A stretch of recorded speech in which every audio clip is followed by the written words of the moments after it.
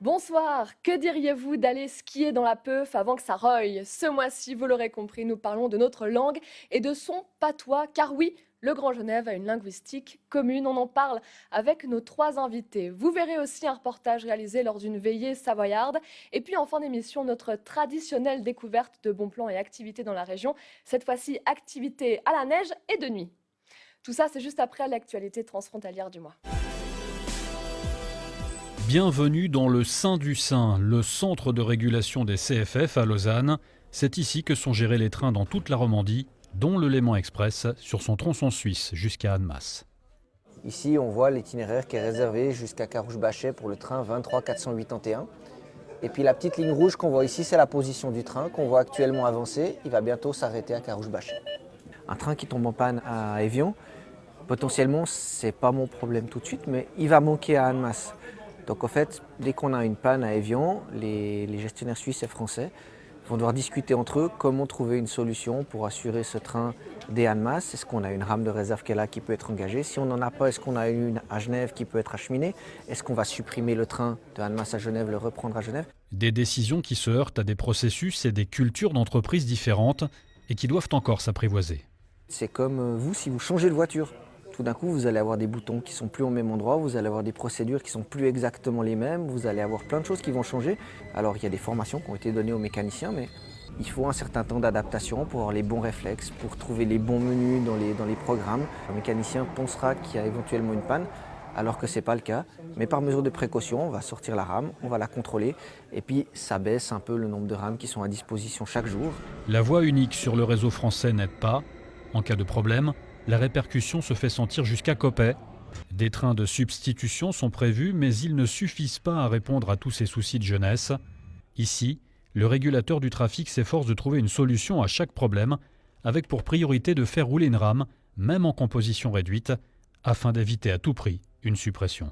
Un train dispo aux heures de pointe, maintenant qu'on a déplacé d'Annemasse à Genève, pour être plus réactif sur le côté Coppet le matin si on a des soucis. Et d'autres mesures comme des reprogrammations de l'information à la clientèle, par exemple dans les rames Régiolis, qui doivent se faire par l'industrie, qui prendront un peu plus de temps. Chaque problème rencontré est analysé des deux côtés de la frontière pour éviter qu'il ne se reproduise. En ce moment, les CFF et la SNCF ne chôment pas. Le Léman Express cherche la voie de la fiabilité en slalomant entre les grèves, les pannes et les aléas inhérents au chemin de fer.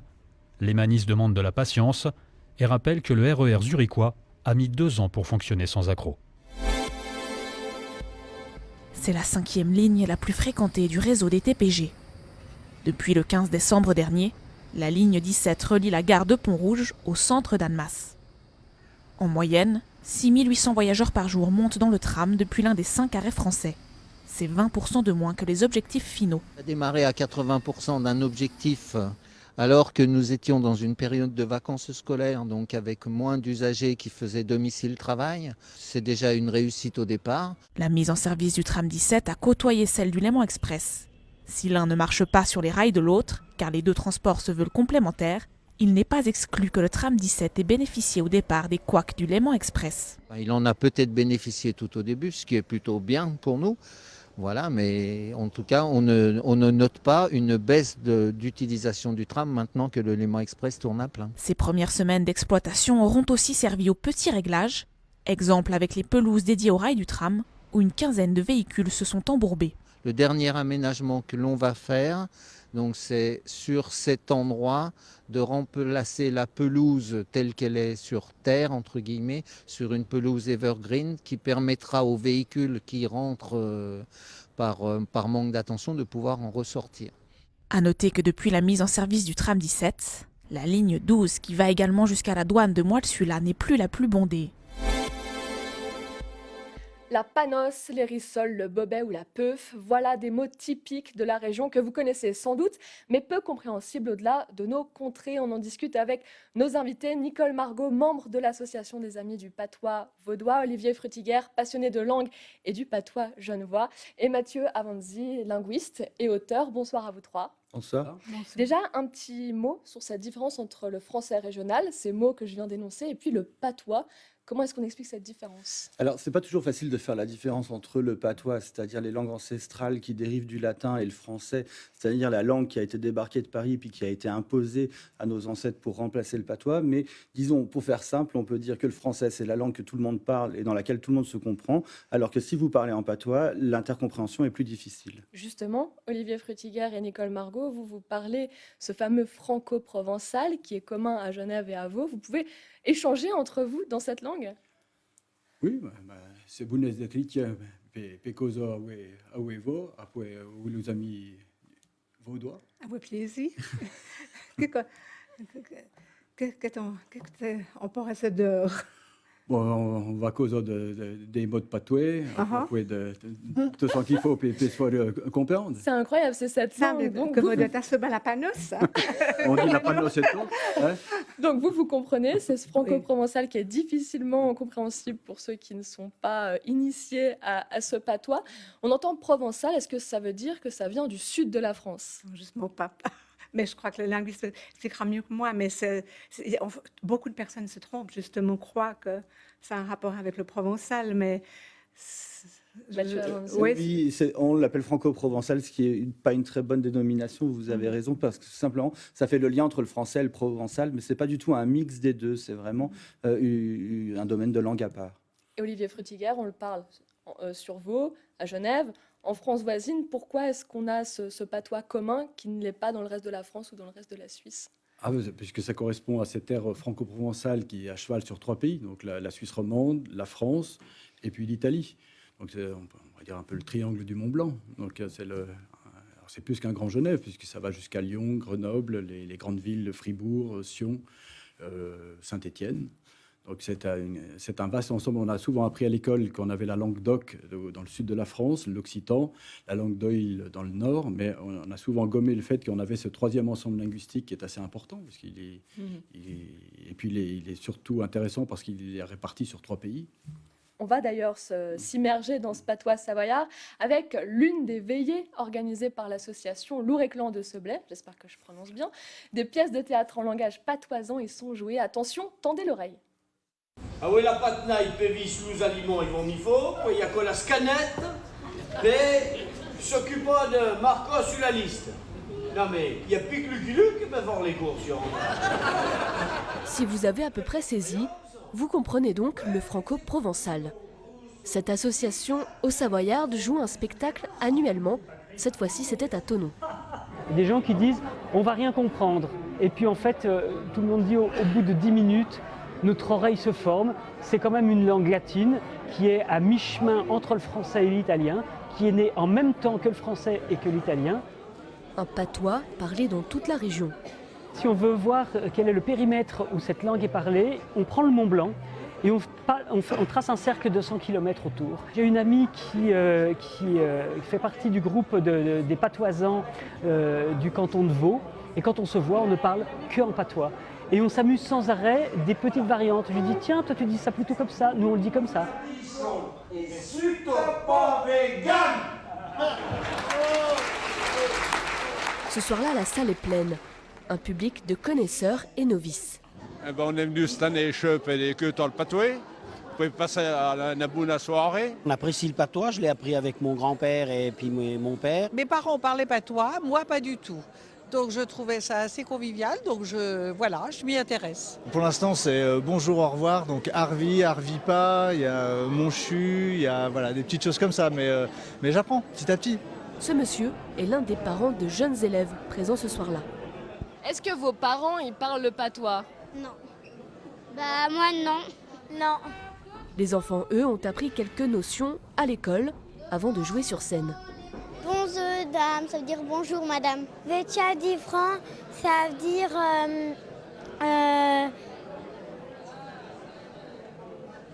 je crois que ça veut dire je vous donne 10 centimes. Et là, c'est l'étoile. Raisin, ça veut dire maîtresse. Je vais dire à la raisin. Je vais dire à la raisin. Il s'agit là de transmettre une culture avec la langue. C'est important de connaître notre passé, de connaître les richesses du lieu où l'on vit. Et la langue fait partie du lieu. Avec une langue, il y a une façon de penser. Voilà. et même le patois se modernise. On dit le téléphone, on dit le querlet, parce que quand ça sonne, ça querle, c'est un bruit aigrelet. Et du coup, le téléphone, le nattel, on dit le querlet de fata, parce que la fata, c'est la poche, donc le querlet de poche. Le patois, un patrimoine qui se maintient pour l'heure en Haute-Savoie, Savoie et sur Vaud. Eh ben, Bunaveya à tots et à tots. À Genève, il a déjà presque totalement disparu.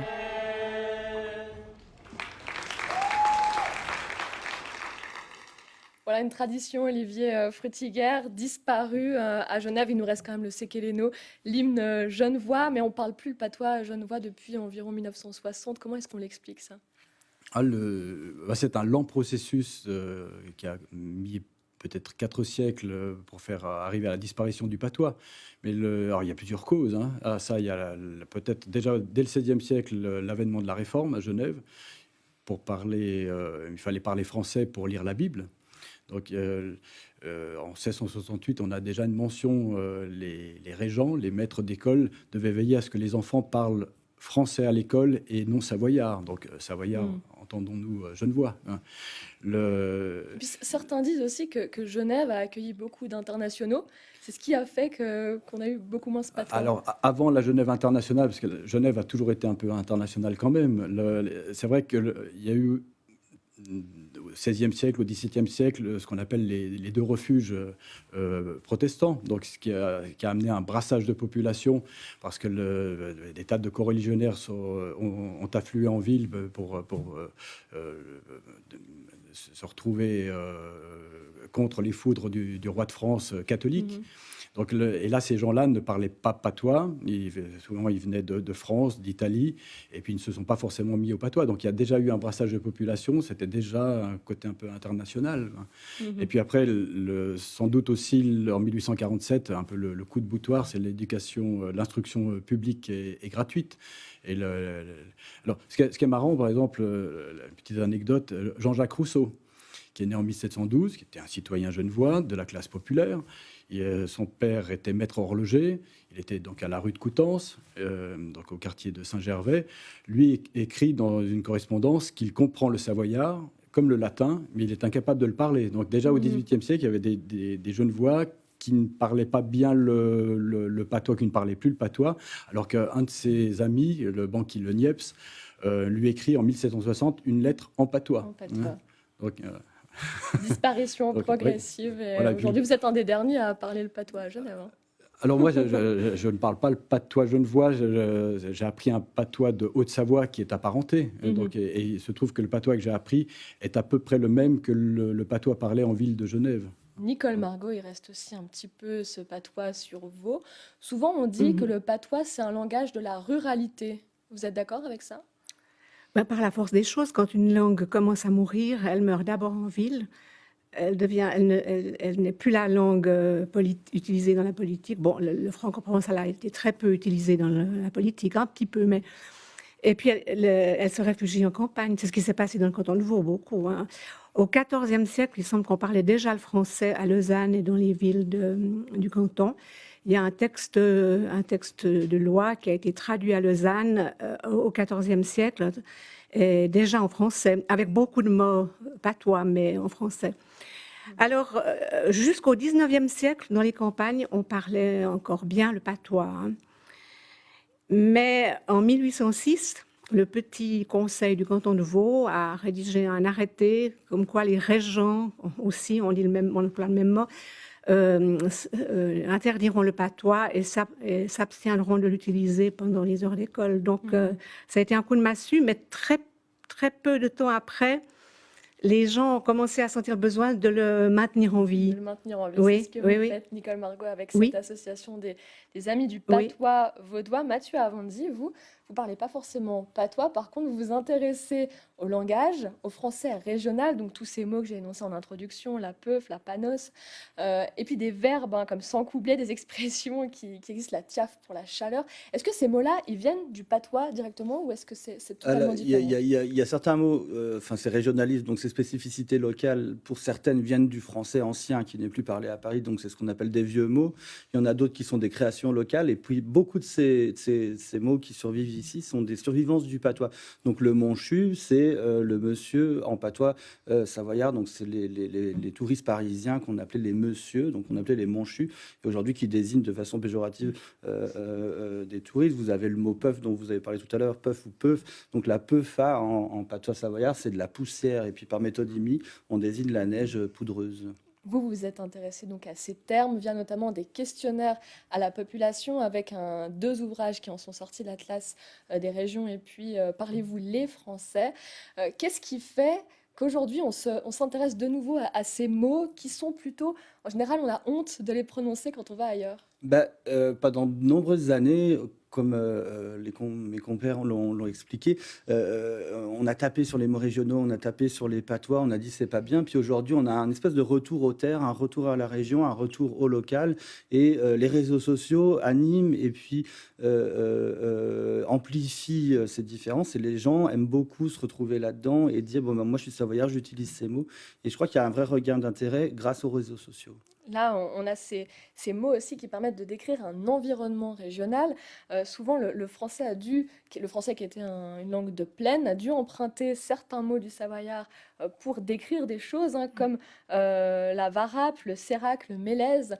Ça, c'est intéressant aussi de voir qu'on décrit des choses à certains endroits de France ou de Suisse et qu'on les utilise ensuite. Tout à fait, le chalet, c'est la même chose. Donc, c'était des objets locaux qui sont exportés, qui sont rentrés dans le français commun. Et vous avez ça avec un grand nombre de langues. Donc, par exemple, le cagnard, qui est un mot occitan qui désigne une chaleur forte, la cagole, qui désigne une fille vulgaire. Donc, ces mots sortent de leur région. Et on voit que sur les réseaux sociaux, ça marche énormément de partage de ces cartes qu'on va voir tout de suite, ces cartes qui désignent vraiment les régions dans lesquelles certains mots sont utilisés. Est-ce que c'est vu par la population ? Les gens sont très très contents de voir ces cartes parce qu'ils peuvent enfin mettre de façon visuelle, voir dans quelle région on utilise telle ou telle forme. Et puis beaucoup de gens sont très heureux de les voir étudiés par des scientifiques parce que ça leur apporte une légitimité. Donc ils vont dire, mais vous voyez, c'est dans le dictionnaire, c'est sur une carte, donc ça existe. Et c'est comme s'ils avaient besoin d'attendre cette preuve, si on veut, de légitimité pour pouvoir dire que c'est du bon français et donc que c'est pas une faute et donc on a le droit de le porter sur un t-shirt, par exemple. Nicole Margot, ça vous fait plaisir de voir que des plus jeunes peut-être s'approprient ces langages? Un énorme plaisir, oui. On a aussi des jeunes aussi dans le canton de Vaud. On a entre autres un chanteur qui chante du groove. Je ne sais même pas ce que c'est que du groove, mais enfin, de la musique assez moderne pour moi, en patois. Non, il y a des jeunes qui s'y intéressent, je pense vraiment. C'était autrefois qu'on méprisait ces mots, on commence à les aimer de nouveau, je pense. Oui. Et puis il y a la prononciation. Dans ces cartes, on voit aussi les différentes prononciations. Vous pouvez tout de suite repérer d'où vient quelqu'un? Ça dépend de comment il va parler, mais disons qu'au bout de quelques minutes, on arrive plus ou moins à localiser la personne. Donc on arrive assez bien à localiser madame qui est du canton de Vaud, monsieur de Savoie. Puis il y a certaines personnes où on y arrive moins parce qu'ils cachent leur accent ou ils cachent leur spécificité. Donc c'est pas toujours évident. Mais si quelqu'un va vous dire 20, vous pouvez être sûr qu'il vient soit de Belgique, soit d'Alsace, soit de Lorraine, soit de Suisse romande. Olivier Frutiger, quand on entend parfois à Genève tous ces accents, parfois on essaye de les lisser un petit peu. Comment est-ce que vous voyez ça? C'est vrai qu'on a eu pendant longtemps un effet d'hypercorrection, parce que si on part du patois, dans l'acception française, le patois, ça a une connotation très négative. Molière se moquait dans ses pièces des paysans qui parlaient en patois, un patois proche de l'Île-de-France. Donc tout le monde a intégré cette vision un peu négative. Alors, comme on essaie de passer pour civilisé, on essaie de gommer ces accents. Mais maintenant, au fur et à mesure que s'installe la mondialisation, des brassages de population, je pense qu'on a besoin de retrouver un certain nombre de racines. Et puis ces mots-là, qui maintenant sont les patois vont sans doute disparaître, mais ils perdureront avec le français régional. Puis on est content, voire maintenant fier de pouvoir dire, voilà, on utilise ces mots, et puis un peu décomplexé par rapport aux normes de l'Académie française. Alors c'est marrant parce que certains mots il y a des mots qui sont communs dans tout l'arc lémanique, hein, c'est pas seulement, la frontière ne s'arrête pas, mais bien souvent, on a plaisir à échanger parce qu'on croit que chaque petite région croit détenir la vérité. C'est aussi l'identité qui est très liée. Merci beaucoup à vous trois d'être venus ce soir. Comment est-ce qu'on se dit au revoir? Arver en vaudois, mais... Arvipa en savoyard. Et Arvipa. Arvi, à vous Arvi. Alors, on se quitte là-dessus. Moi, je vous dis au revoir en français. Et puis, on parle maintenant du chantier du mois, cette fois les communaux d'Ambilly, en projet 2600 logements d'ici 2030 en 3 étapes de livraison. La première aura lieu en 2021 avec les 670 premiers. Le point sur les travaux.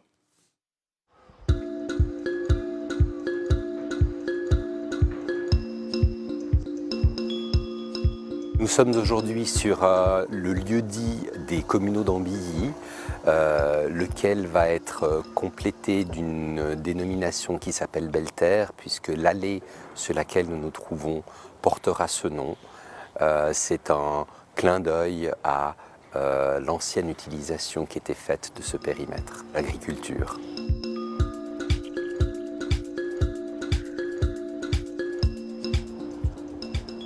S'agissant de l'avancement des travaux, sur les espaces publics, nous avons commencé à réaliser le mail central. Les cours champêtres sont d'ores et déjà équipés de tous les réseaux d'eau claire et d'eau usée. Nous avons d'ores et déjà finalisé tout ce qui touche au réseau d'électricité, de télécommunications sous le mail central. Et donc nous commençons à poser des bordures qui permettront la construction des trottoirs, ainsi que poser les fosses d'arbres qui permettront ensuite de végétaliser l'ensemble du périmètre.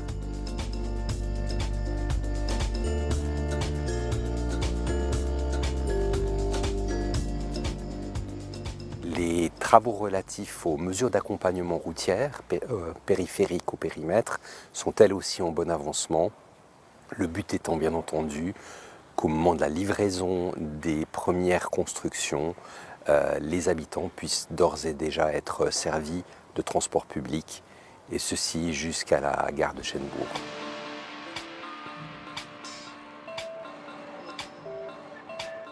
Sur les bâtiments, donc l'ensemble des sous-sols sont terminés. Nous attaquons les premiers et deuxièmes étages hors sol et nous prévoyons de finir cette partie de gros œuvres cet été. Nous partons maintenant à la neige. Ce mois-ci, nous avons testé le ski de fond en nocturne. Une belle expérience sous la pleine lune. Dimanche soir, au Brasses. La nuit est tombée sur la station française, mais la pleine lune attendue peine à percer au travers des nuages. Pas de quoi pourtant nous arrêter. Rendez-vous au pied des pistes de ski de fond avec Samantha Moreau de la Maison des Brasses. La journée c'est plein, là c'est un petit peu plus particulier comme ambiance là. Effectivement, la journée c'est plein, mais là c'est la première nocturne de ski de fond, sous la pleine lune normalement. Je pense qu'elle va apparaître d'ici peu à travers les nuages. Pourquoi proposer du ski en nocturne? Je pense que ça plaît aux gens déjà, ce côté un peu moins commun. Et puis ça permet de profiter différemment. La journée, les gens travaillent aussi. Donc voilà, on essaye de faire vivre un peu notre station différemment le soir, la journée. En piste donc, mais avant passage par le matériel. Alors, quelle pointure? 38. Un 38.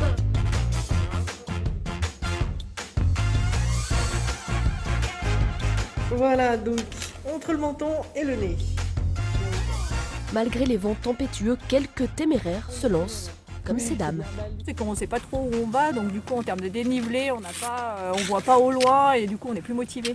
Ça n'a rien à voir avec la journée. Et le silence, c'est très agréable. C'est vraiment un moment sympa qu'on partage entre copines. C'est ça. On a fait notre petit WhatsApp et puis là on est 3, des fois on est 4, des fois on est 5. C'est vraiment selon les disponibilités de chacune, quoi. Et puis c'est à notre tour. Ok. Je crois que c'est bon.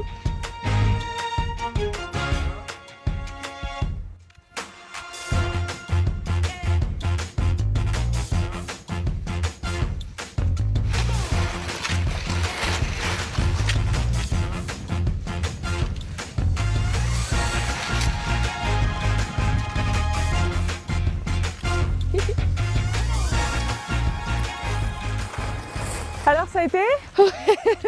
Très bien, un peu frais, Oui. et pas vu la lune. Ouais, dommage, c'est vrai. Bon, après, il y a le vent qui se lève, ils annoncent la dépression là, sur ces jours, donc qui dit dépression dit neige.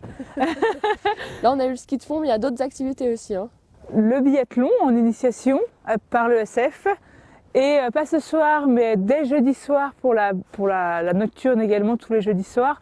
On aura donc le musher et ses balades en sein de traîneau. Là, on est dimanche soir, mais le ski de fond nocturne, c'est tous les jeudis, sinon jusqu'à début mars. Et puis, si on veut retenter, c'est le 9 mars, c'est juste avec à nouveau une super pleine lune. En espérant qu'on la voie cette fois-ci. Ça devrait marcher. Merci beaucoup. Merci bien à vous en tout cas. Et puis bonne expérience. Hein. Je vais aller me réchauffer un peu. C'est ça, avec une bonne soupe ou une bonne bière. Voilà. Chose promis, chose due. Allez, santé.